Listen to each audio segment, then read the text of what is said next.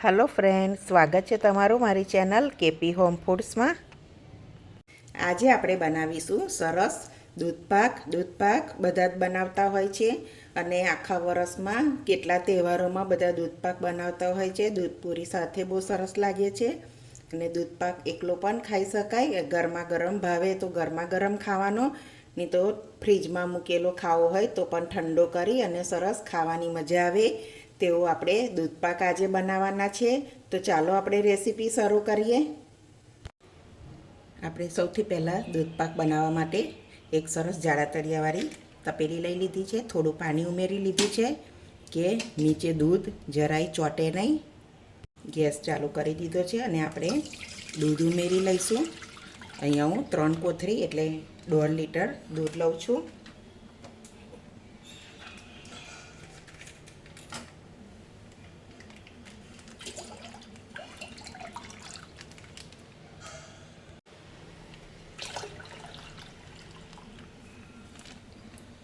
સરસ medium gas ઉપર એને આપણે ચલાવતા જઈશું। હમણાં આપણે દૂધમાં કશું ઉમેરવાનું નથી।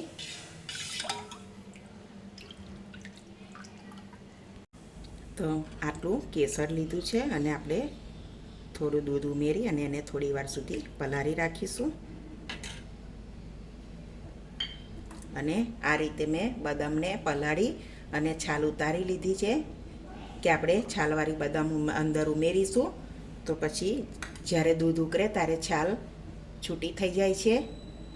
તમને આ રીતે કાપી લેજો, બહુ સરસ થશે। હવે એના આપણે ચિપ્સ કરી લઈશું। તમને જે રીતે ટુકડા ફાવે એ રીતે કરી લેવાના।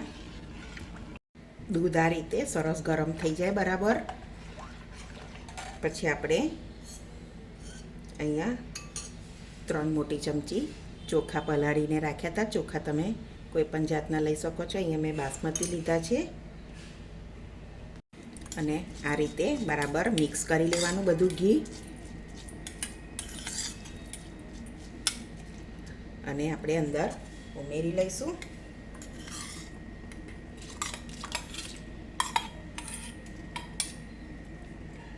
બરાબર મિક્સ કરી લેવાનું।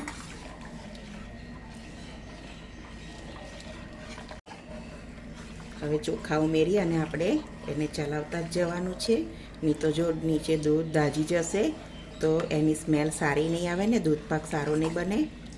એટલે આપણે એને ધ્યાનથી ઉકાળી લેવાનું। આપણા ચોખા બધા દૂધમાં જ ચડી જશે અને સરસ એક ભાતના જેવો દાણો થઈ જશે। આ રીતે બનાવવાથી બહુ સરસ બને છે। તો આ રીતે સરસ દૂધ ઉકળી જાય પછી ચારોળી લઈ લેવાની। આપણે બદામ કાપી હતી તે લઈ લઈશું અને અહીંયા કેસરવાળું દૂધ કર્યું હતું તે ઉમેરી લઈશું।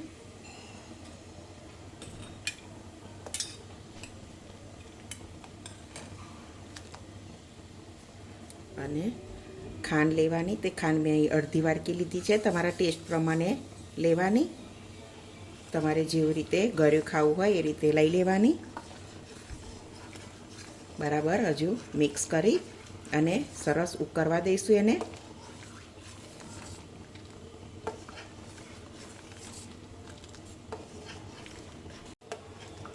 ચોખા પણ તમને બતાવું, ચોખા પણ સરસ ચડી ગયા છે, સરસ ભાત જેવા થઈ ગયા છે। બધું થોડી વાર આપણે ઉકાળી લઈશું એટલે સરસ ચારોળી અને બધું સરસ મિક્સ થઈ અને સરસ ચડી જાય। તો તમે જોઈ શકો છો આપણો સરસ દૂધપાક ઉકળીને રેડી થઈ ગયો છે। બધા ચોખા પણ ભાત જેવા થઈ ગયા છે। હવે આપણે અહીંયા થોડી ઇલાયચી લીધેલી છે અને જાયફળ પાવડર લીધો છે તો હવે આપણે અંદર ઉમેરી લઈશું અને સરસ એને 1-2 મિનિટ જેવું ઉકાળી લઈશું। તો આપણું સરસ દૂધપાક ઉકળીને રેડી થઈ ગયો છે। તમે જોઈ શકો છો સરસ ચોખા પણ એકદમ સરસ ભાત જેવા થઈ ગયા છે। એકવાર ચોક્કસથી આ રીતે બનાવજો। દૂધપાક તો બધા બહુ તહેવારોમાં બનતો હોય છે અને દૂધપૂરી પણ સરસ લાગે છે, પૂરી સાથે વધારે સારો લાગે છે। તો આપણો સરસ એલચી જાયફળ બધું સરસ મિક્સ થઈ ગયું છે અને સરસ દૂધપાક બનીને રેડી થઈ ગયો છે. તો હવે આપણે ગરમા ગરમ દૂધને સર્વ કરી લઈશું. એક સર્વિંગ બાઉલમાં લઈ લઈએ.